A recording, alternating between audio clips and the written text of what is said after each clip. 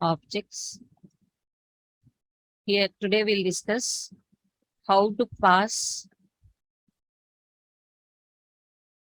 values to a method and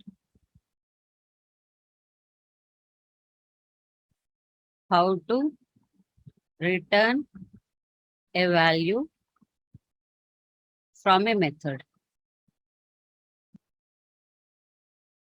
Okay. Suppose this is my main method, public static void main method. And here I have a method called addition method, public void. Uh, sorry, okay, for now let it be void addition. Okay, this is my method. And then from public static void main, I'm creating an object. Here I'll create an object for this class. And using that object, I'm calling this method addition method. Suppose the object is obj. So obj dot addition. This is the method I want to call. But here, so in order to perform addition operation, I need at least two values, right? I need at least two values in order to perform the addition operation. So in order to perform this addition, I need two values. That values, I want to send it from this main method. From here, I want to send these values, and using those values, I want to perform the addition operation. Now, how can I pass those values to this method? I want to perform addition of suppose 10 and 5.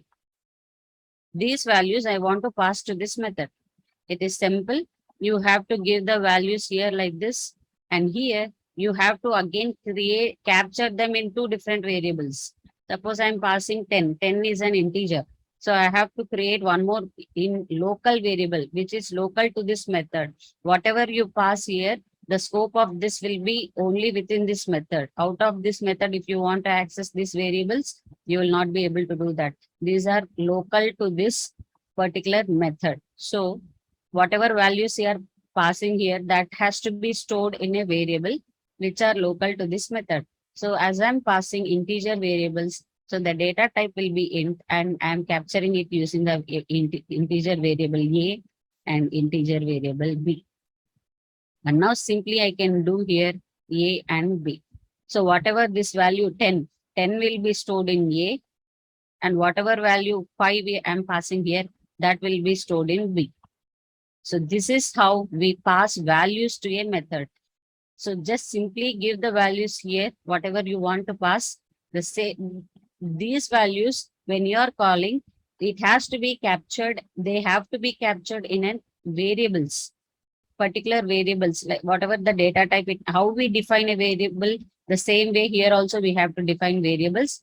And the scope of this variable is within this block. Outside this block, if I'm trying to access a plus b, it will throw me compilation error.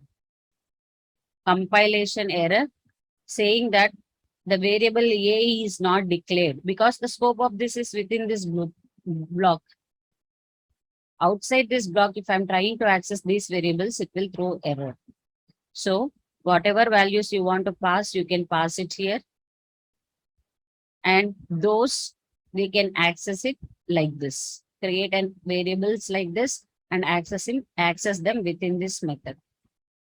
Suppose if I want to pass any floating variables like this, 10.5 and 2.0, and I want to pass floating point variables, then I have to change the data type, float A, float B. So based on the data which I'm passing here, accordingly, I have to give the data type. I can give I can pass n number of variables like values like this, and I can store like this in the method. In this method, I can store these values in the variables, and using those variables, I can perform the activity for which whatever I want. So this is how we pass values to a particular method. Is this clear, all of you, how to pass values to a method? All of you?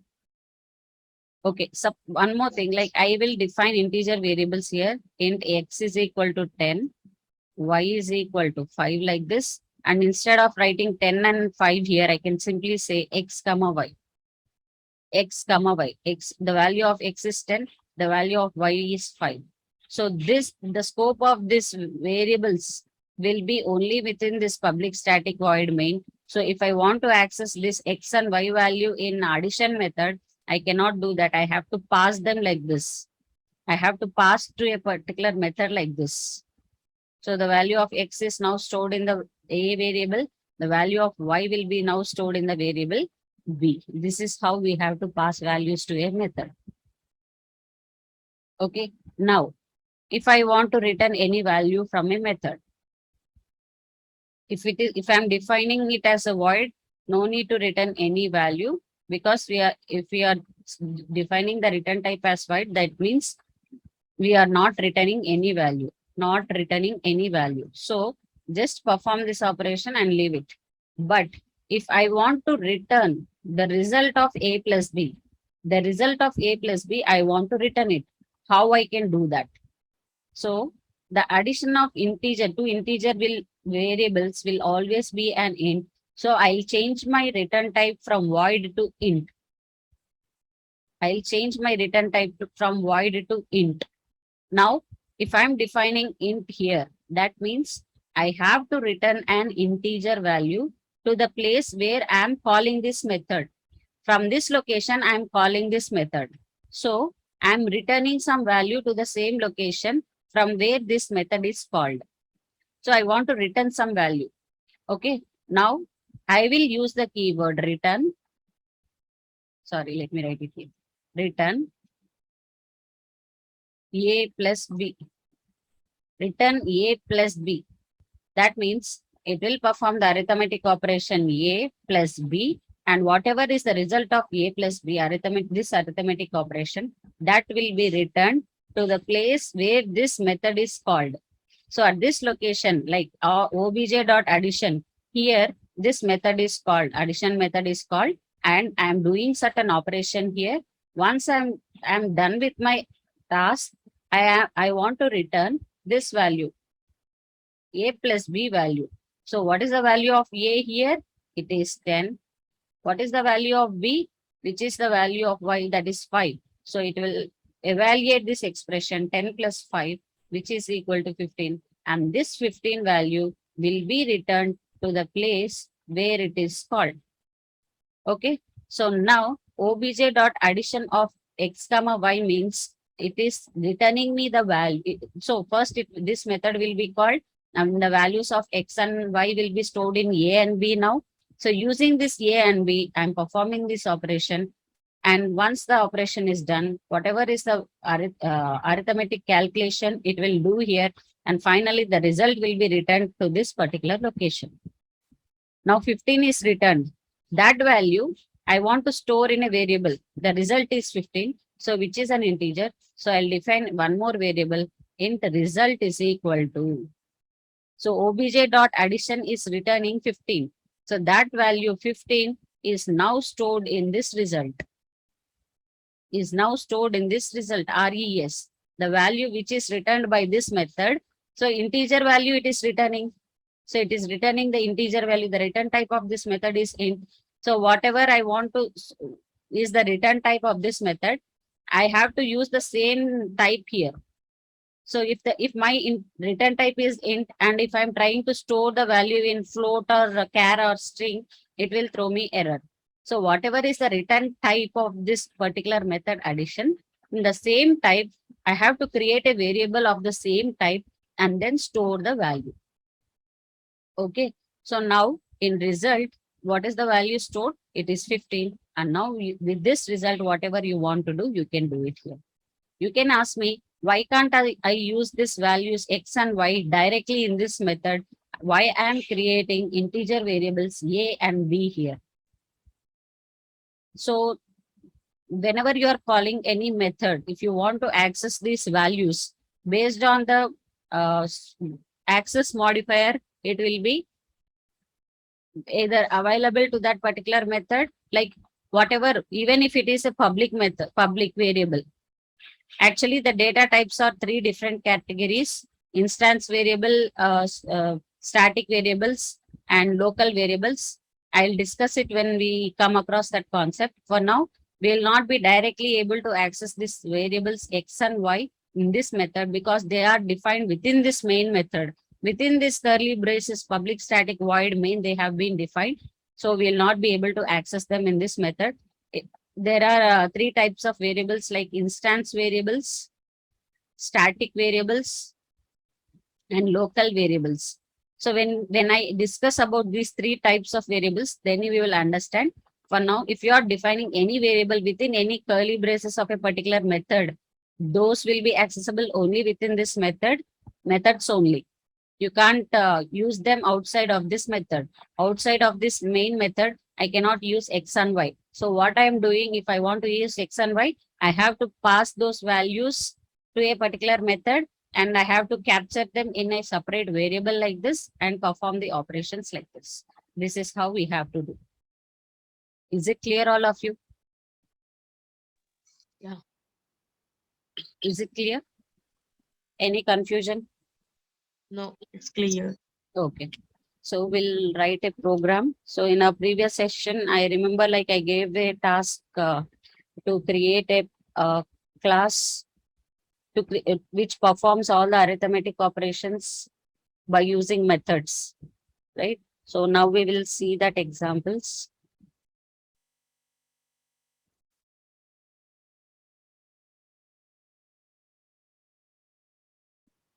But before that, I want something to discuss. So we'll see that one.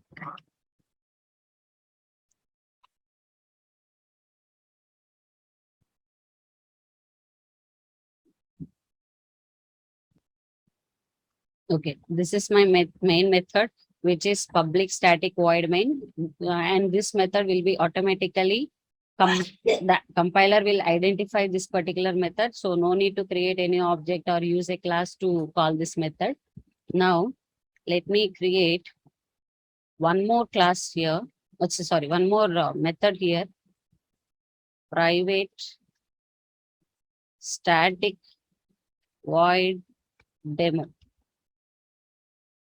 So this is a static method. So let me print. This is a static method. One more method like private void demo one, which is a non-static method. This is not a static method. Okay. So now I'm writing this is a non-static method. Now I want to access these two methods. So for a static, as this is a static method, no need of creating any object. Okay. So if I want to call this method, I don't want to create any object. Directly, I can call like this, demo. If I call demo like this, directly this method will be called, because for a static method, no need of creation of an object. So if it is, so if this method, if this static method is within this class, objects demo one, I can directly call this method like this. If this method is in separate class, I cannot call it like this. I have to use the class name. Okay, so I'll show you that one as well. So if I want to call this method, static method, outside of this class, so how I have to do is, I have to use that class name, Control C, let me copy it, class name dot demo. So if this static method is outside of this class, I have to use the class name. So where the class name where this static method is present, dot the static method name. This is the syntax, how you can call this particular method. So now let me run this program. So this method is called, and it is printing, this is a static method.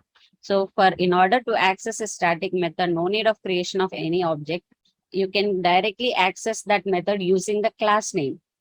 class name where that static method is present. As of now, this method, static method, is available in objects demo 1 class. So I'm using that class name dot method name. Okay. Now, if I want to access this, say, this method outside of this class. Okay. Now let me, 1 minute. Let me close others. So we have, in our previous session, we have created one more class, object demo. So here we have this method. So now from this class, object demo, I want to access this method, static method. How I can do is simply, okay, I have to use the class name dot,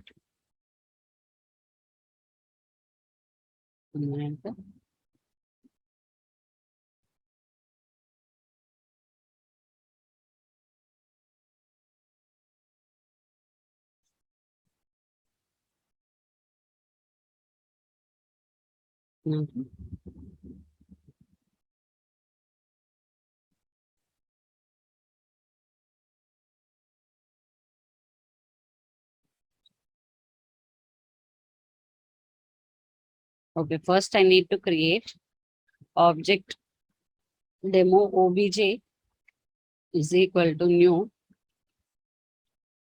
Let me try this. This one.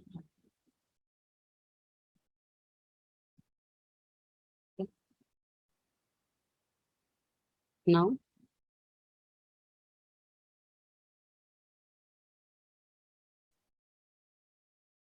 why I'm not able, sorry, why I'm not able to access that method is, I'll tell you, this is a private method, right? So the scope of this method will be only within this class. That is why I'm not, so no need of this line number 7 as well. So if I'm giving the class name dot, it is not listing that method, demo method. Why? Because this method is private. It will be accessible only within this class. The scope of this method will be only within this class. Now, if I change it to public or default, okay. Now let me check. Now I change this method to this method to public. Now if I try to access that, now this method is shown. Okay. No, I didn't create any object for this objects demo 1. For this class, I didn't create any method. Directly by using the class name, am I accessing this static method. So now if I run this method, so if I run this class, this is a static method. Okay, this is a static method. So this is how we access a static method within the class and outside of that class. So this is a static method.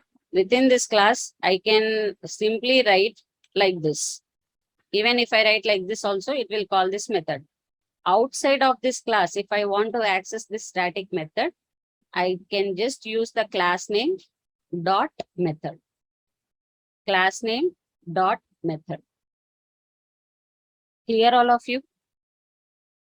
How to access a static method within the class and outside the class?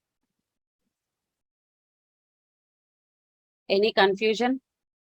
Why I was not able to access previously is I have defined it as private.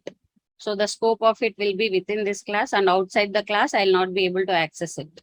So that is the reason I was not able to access it outside the class first. Later, when I changed the access modifier to public, I was able to access it outside the class. Clear all of you? In order to Here, act, here objects demo 1 is the class name, right? yes, this is the class Under name. under a public static void main, you define the demo. What is the demo? This one, Yeah, I'm not defining it here. I'm calling this method, demo method. method. Okay. Okay. Okay, So fine. in order to call this method, in order to call a particular method, just give the method name. Okay. If it is a non-static method, you have to first create an object. Then using that object, you can call it. But for a static method, no need of object creation. So directly we can call the method like this. This we Method. call it Okay. as Method calling a method. Okay. Okay, fine. Any other doubts? So outside the class, I'm calling that method by using the class name dot method name. This is how you call a particular method outside a class, static method. Clear, all of you?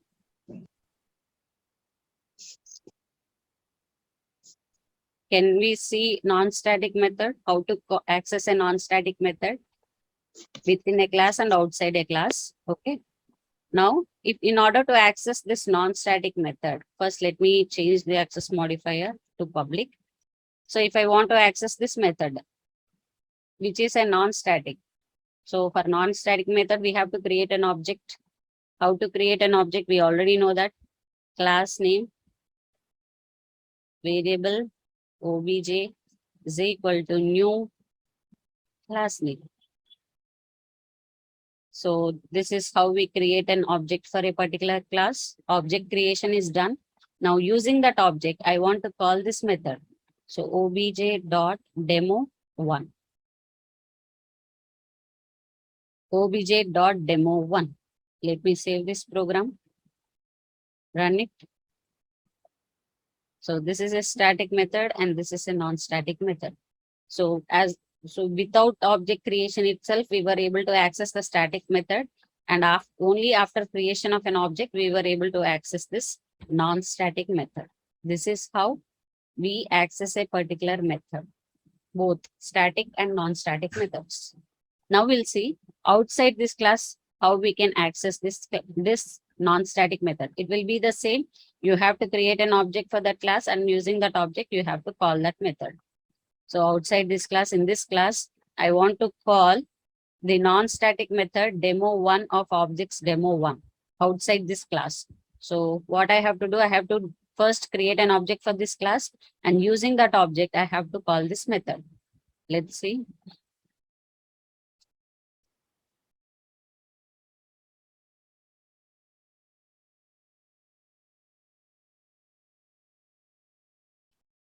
New obj1. Object creation is done. By using this object obj1 dot, so it will show me what and all methods are available. I want to access demo1. Okay, so this is how I can call that particular method. Now let me run this program. See, this is a static method. Finally, I'm calling this is a non-static method. So if you want to access any non-static method from within the class or outside the class, you have only one option. You need to create an object to that class, and using that object, you have to call that method. Is it clear, all of you? Yeah. Okay. So this is one thing that I want to discuss. So now let's quickly jump into arithmetic operations and creating a new class. Arithmetic operations using objects.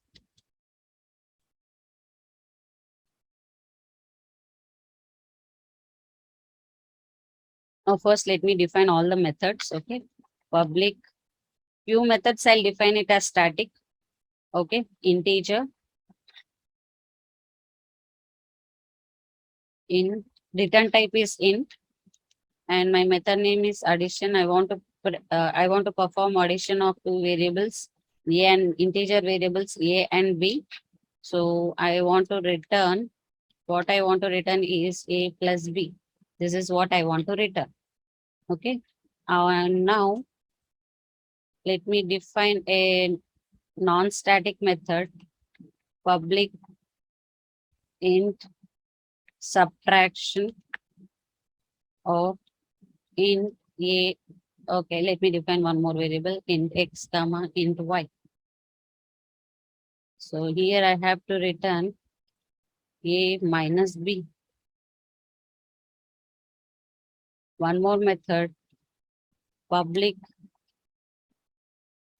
int multiplication of int any variable, whatever you want, you can give int a comma int b. Return A into B. Why it is throwing, oh sorry, it is X and Y, right? X comma Y.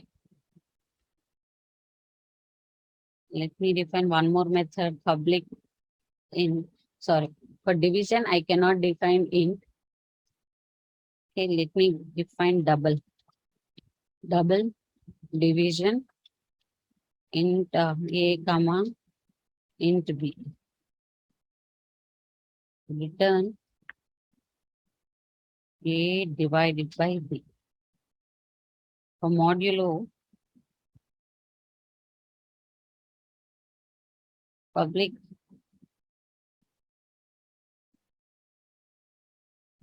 double or okay, int, it can be int modulo int A comma int B. Return A modulo B. Any confusion till this part? I'm just defining the methods. So for addition method, I'm passing two integer variables A and B, and I'm returning A plus B. For subtraction also, I'm defining I'm passing two integer variables to this method, X comma Y, and I'm returning X minus Y. For multiplication, I'm taking two values, two parameters, A and B. This we call them as parameters. The values which we pass to a particular method in computer terminology, we call it as parameters. Parameters, P-A-R-A-M-E-T-E-R-S, parameters. Okay. Okay, I'm passing two values here, int A comma int B, and I'm returning A and A into B. For division, why I gave the double is when you divide something, you may get, there is a chance to get a floating point number. So that is why I'm returning a double here. So whatever parameters I'm passing here is int A comma B in two integer variables. For these two integers, when you divide, there is a chance that you may get double. So I'm returning double variable here. And now for public int modulo, I'm passing two values, A comma B, and I'm returning A modulo B. Till here, any confusion? I just defined all the methods. Now, what is my task is I want to call all these methods and I want to store this return types and then print it. That's it. So till this method definitions, any confusion? Okay, now let's see how to call this, how to pass values and how to call these methods and how to store the result. Okay. Now I'll take two variables int I is equal to 10, comma, j is equal to 5. Okay. So to these two variables I and j, I want to perform all these arithmetic operations. So now what I will do, int addition result is equal to,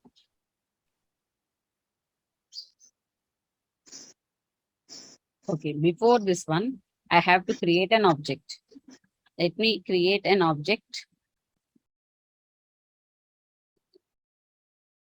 arithmetic objects, AO is equal to new arithmetic objects. So I am done with object creation. As addition is a static method, no need of object creation, I can directly access it. So how I can access it? Addition of, so I want to pass two values, right? Which will be stored in A and B. In order that values to be stored in A and B, I have to pass two values. So what are the two values? I and J. So for these two values only, I have to perform this addition operation. So I will pass this I and J to this method, and those values will be stored in A and B, and finally the result of A plus B will be returned. That result will be stored in this integer variable. Okay. So now in addition of I comma J. So the value of I is 10, the value of J is 5.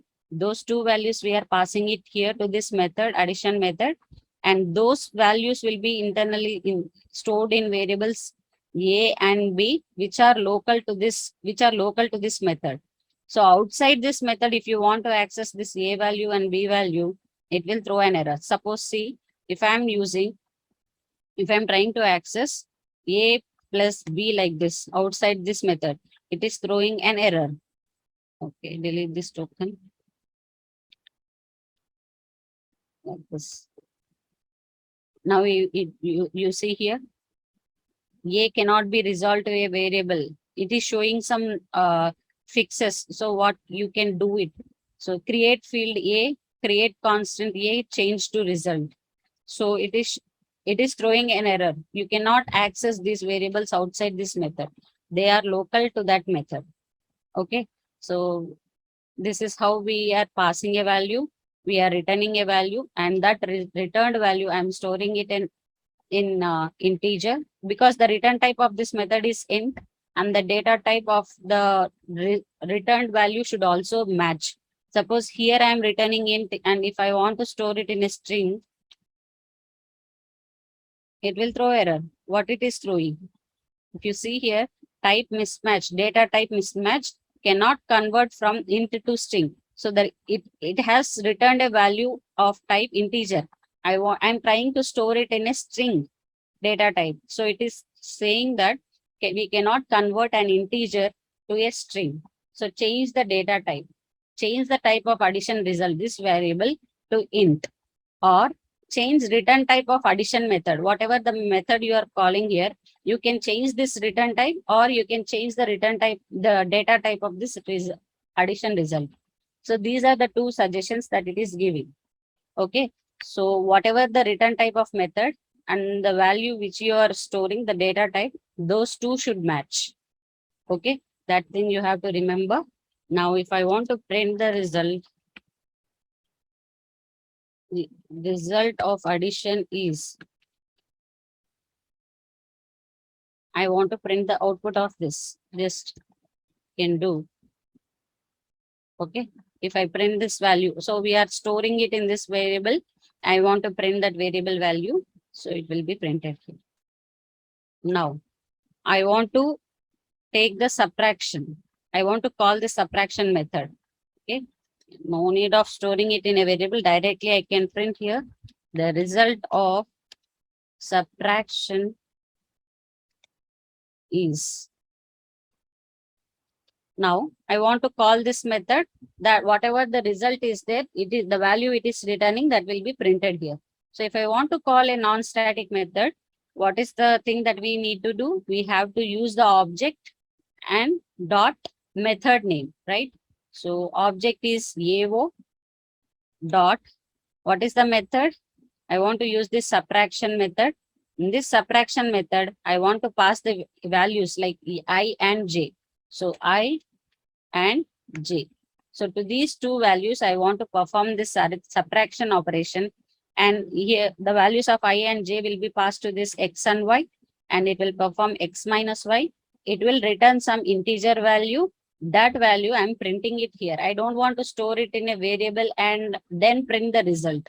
So instead of these two steps, 10 and 11, I want to complete it in a single line. So whatever the value it is returning, AO dot subtraction method is returning me, that I'm directly printing it in the output. I don't want to store it in a variable and then print the variable. So directly I'm doing it like this. This is also you can do. So let me print for multiplication also. The result of multiplication is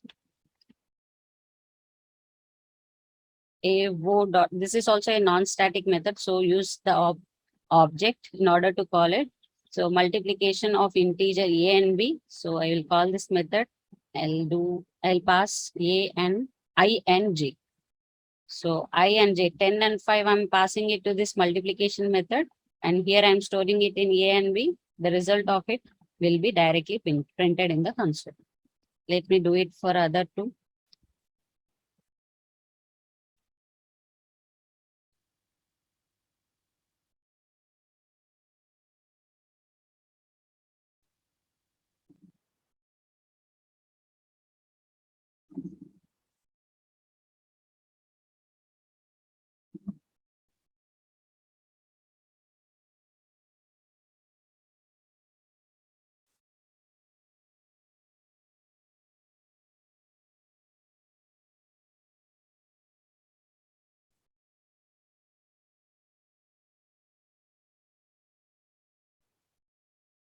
Okay, let me save this program and run the program.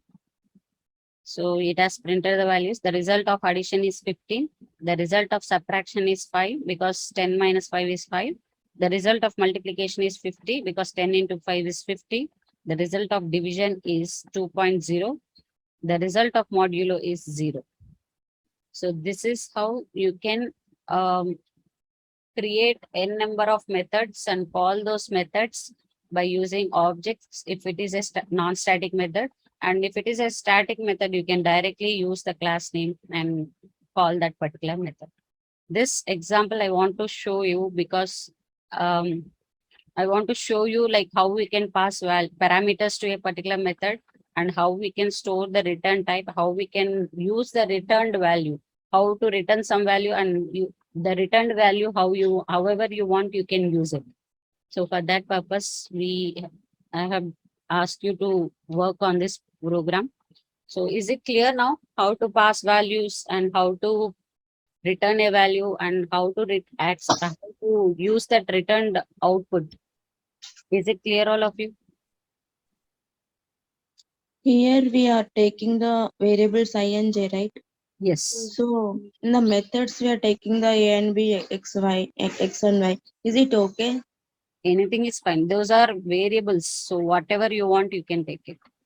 These Okay. are variables whose scope is in this method.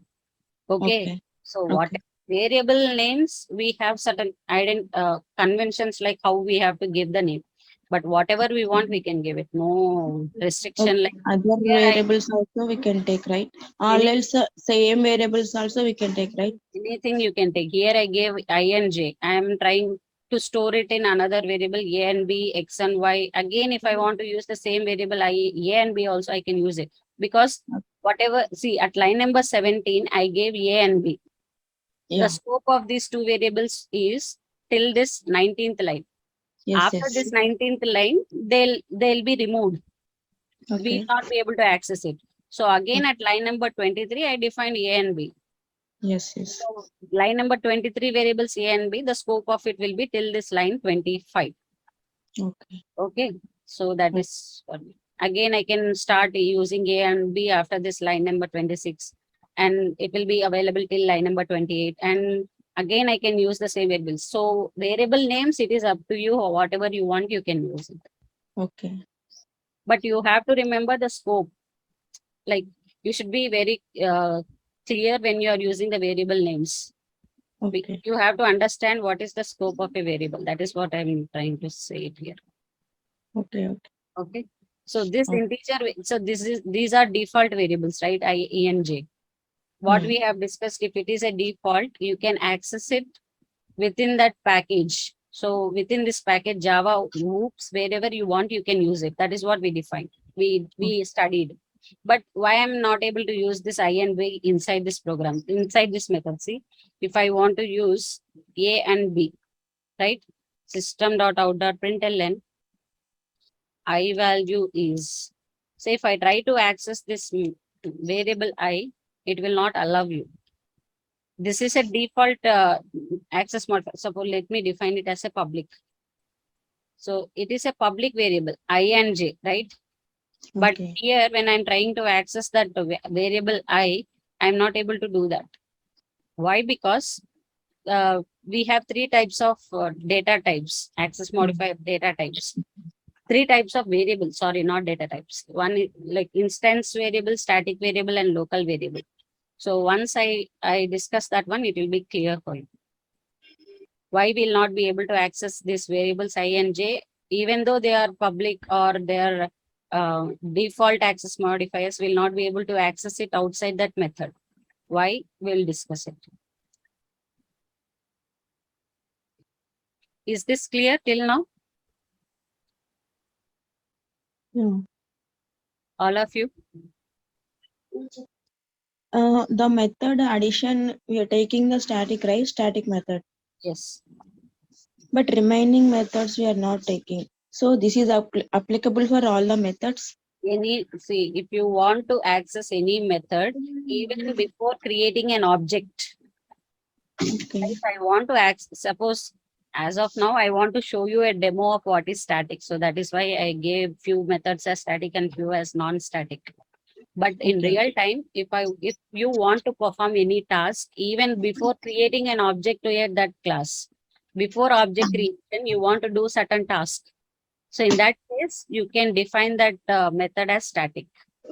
But I cannot. So why if I'm able to access a particular method without creating an object, then why I need to create an object? That is the question you may get. Because the Mm. static method allows you to access that method even before creating an object. Then why we need to create an object?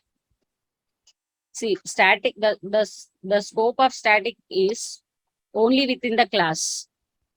Yeah. It is something which is related to the class, not an object. But object is a real-time entity, which JVM looks for, right? So mostly whenever there is a need, then only we go for static.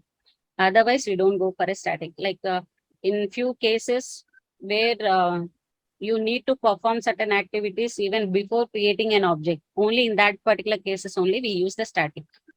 Otherwise, we don't use static. We always prefer to go with non-static methods. Clear? But this static method applicable for only addition method, right? No, no, no. No, I can all the use it here methods. also. I can use it here also. It is not applicable to addition only.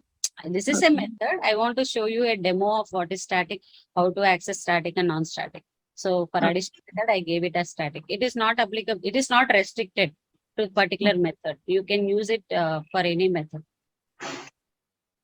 Okay. We can use, but here is applicable for addition. Yes, yes. Here it is Only applicable. addition only we define, right? Yes, yes, yes. Yeah, yeah. That is my doubt. Okay, okay. Any others? All of you, is it clear till now? Any doubts? Okay.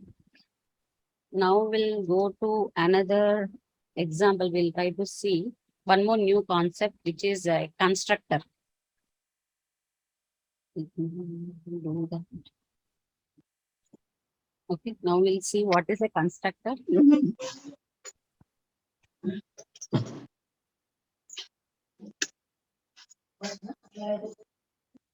Hey, example. So constructor, what is a constructor? So we have to see the difference between static and constructor as well. Static is which is related to a class.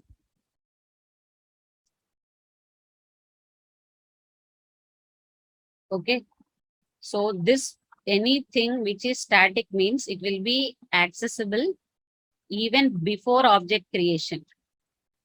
Before object creation, we can access this static.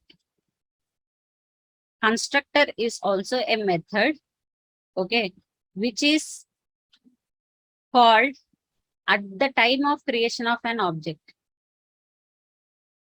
At the time of creation of an object. So, before creation of an object, if you want to do anything, that you can define it as static. But at the time of creation of an object, if you want to perform any activity, then we define it in the constructor. So what is a constructor? Suppose I have a class A, B, C. This is my class. This is public static void main. Okay.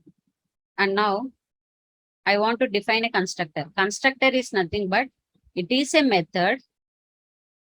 It is a method. The method name of a constructor will be always the class name. The method name of a constructor will always be the class name. Means I'm defining one more method here. Public void, it is not returning anything.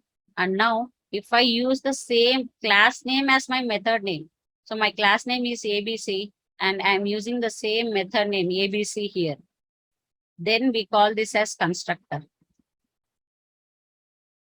So constructor means if class name is equal to method name.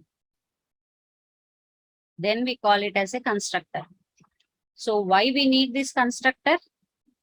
At the time of creation of an object, if I want to do anything, then I will do all those tasks here. I will perform all these tasks here. What is the need of a constructor? At the time of object creation, if I want to perform any activity at real time, then I'll go and do all those things in the constructor. Now, if I want to access one more difference between static and constructor, if I want to access a static method, I will use the class name. Use class name to call static method. Now, how can you call a constructor? It will be automatically called at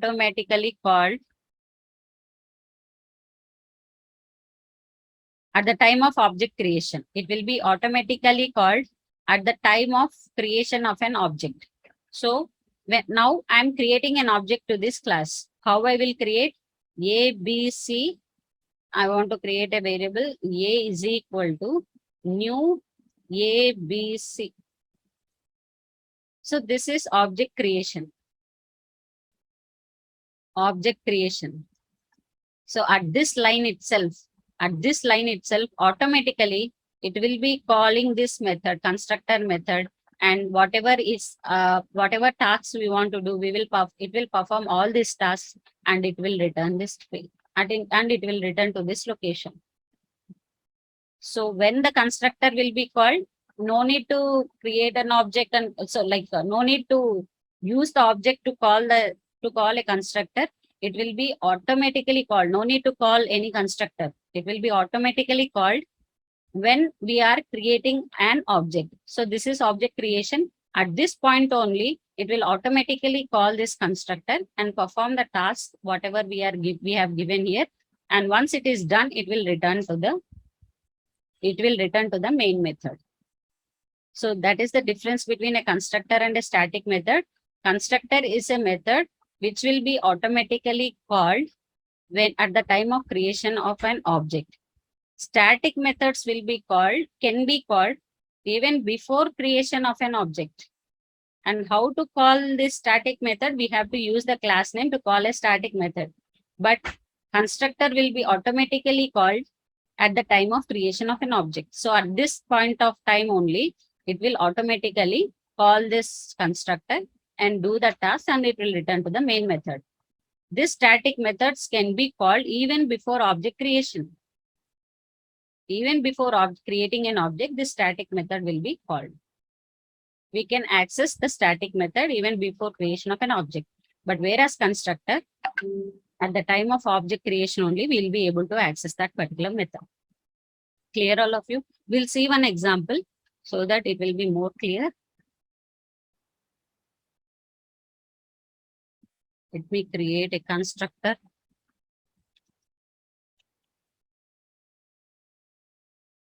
I have a public static void name.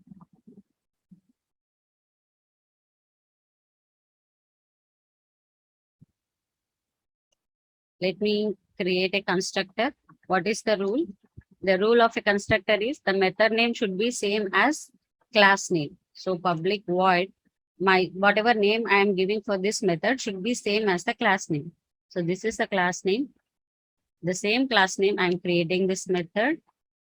So I'll write system.out.println. This is a constructor. Okay. Now I'll write few println statements here. Before creating an object. Now let me create an object to this class. How to create an object? Class name, any variable, let me give cd. Okay. Is equal to new constructor demo. Now system.println after creating an object. Can someone tell me what will be the output of this program?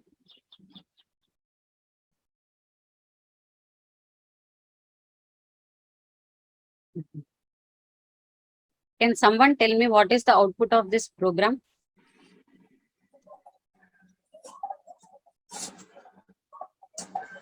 Just give it a try. This is a constructor. This is a constructor. Will that be the first line? Your object. What will be? So I gave three system.out.printlns here. So what will Yes. be the first one? What will be the second one? And what will be the last one?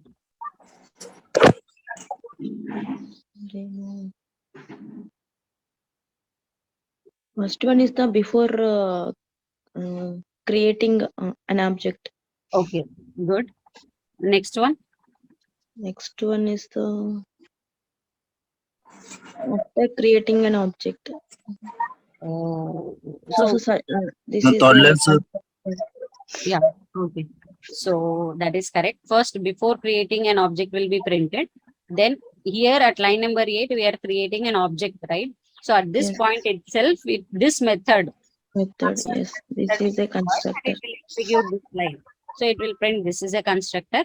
And once it is done, it will come to line number 9 here and it will execute after creating an object. Okay, let me run this program.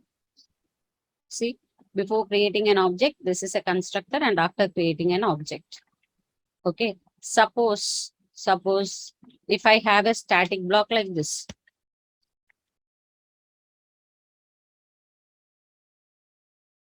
static block, no method name for this, just it is a static block. This is a static block. Can now someone tell me what will be the first line, second line, third and fourth line?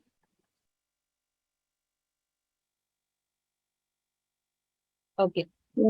First is the bef- uh, will come to the before creating an object. Okay. Second one. This second one. This is a static block. Okay. Third. This is a constructor, and last after creating an object. Let's see what will be the output. Have you seen this one? So you told first line will be before creating an object. But what is happening here? This It is will static go to block. the static block. So what I want to show here is static block is more powerful than public static void main. So this static block will be called, will be executed even before this main method. Before this main method only, this static block will be executed. That is what I want to show you here. Static block and static method. So static block will have more priority when compared with the static method. So it will be automatically called even before the main method. So once compiler will check for this line, after checking this line, it will check the code if there is any static block. If there is any static block, it will be executed even before the main block. Sorry, it will be executed even before the main method. Static block will be executed before main method. So once static block is executed, then only it will go to the main method. It will print this statements here. And if there is any constructor will be executed, then it will print the last line. Line number 9 will be executed. So is it clear, all of you? I think now you can work on the practice program which I gave for static block. Yes. For static, I gave one example in previous Yes. session. Yes. So Yeah. you now I think you can work on that and come up with what will be the output. Okay. So if you have any doubts, then we can see it in the next session. So as of now, this is about constructors, objects, static and non-static related stuff. So if you have any doubts till now, you can ask. First, it will go to the static block. Static block only. Static block will have, so this is static block, not the Yes. static method. Suppose if I have one more static method like this, public static void demo. And let me print system.out.println, this is demo. Okay, I have to call that method. This static method, I have to call it. So at the time of calling that method only, suppose I'm calling it here. Now if you see, So this will be having less priority. So first the static block will have more priority. It will be executed even before the main method. Whereas static method, you have to call it. You have to call it externally, then only it will be executed. If you don't call that method, it won't be executed. Suppose see here, if you run this demo method will not be executed. You have to explicitly call this method. You have to call this method, then only this method will be called and executed.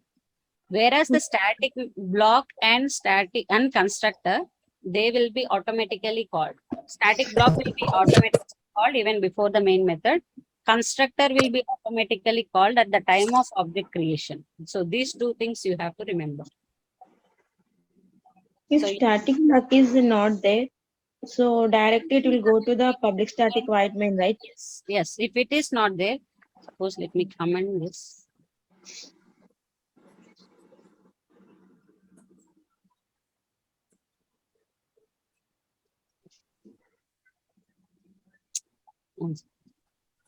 So if it is not there, Yeah. okay, then it will start executing the main method. If static block is there, then only first static Has to go block will to be the executed. static. Okay, okay. Understood. Is it clear, all of you? Yeah. Suppose one more thing. I want to pass any parameters to this constructor. Yes. For constructor, you no need to specify any return type because we are not going to return anything, or so there is no concept of return type for constructor. Okay. So now if you want to pass any values to this constructor method, suppose I want to pass int a comma int b. I want to pass these two values and I want to make use of them. So inside this is a constructor. I want to print those values plus a plus b. I want to print that values in the console. It is showing.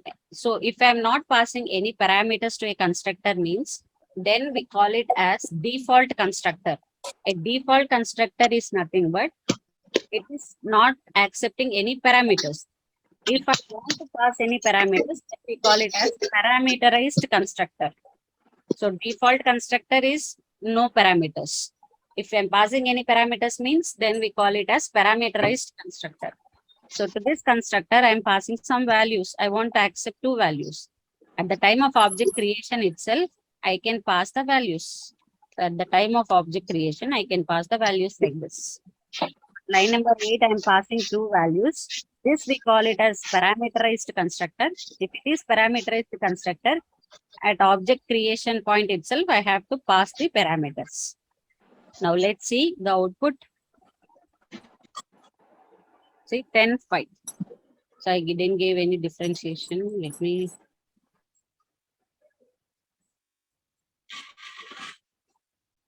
Now if I run it. Okay. So static block got executed first. Then before creating an object, and this is a constructor. If I'm passing two values to this constructor method, 10 comma 5. So 10 comma 5 will be stored in A and B, and that values I'm printing it here. If you want to use parameterized constructor, this is how you can use it. And if you want to use default constructor, just normal object creation is enough. Clear, all of you? Okay.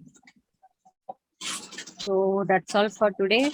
We'll start about the next concept, which is abstraction, in the next session. So we already discussed what is an interface. So we'll start with the coding in the next session.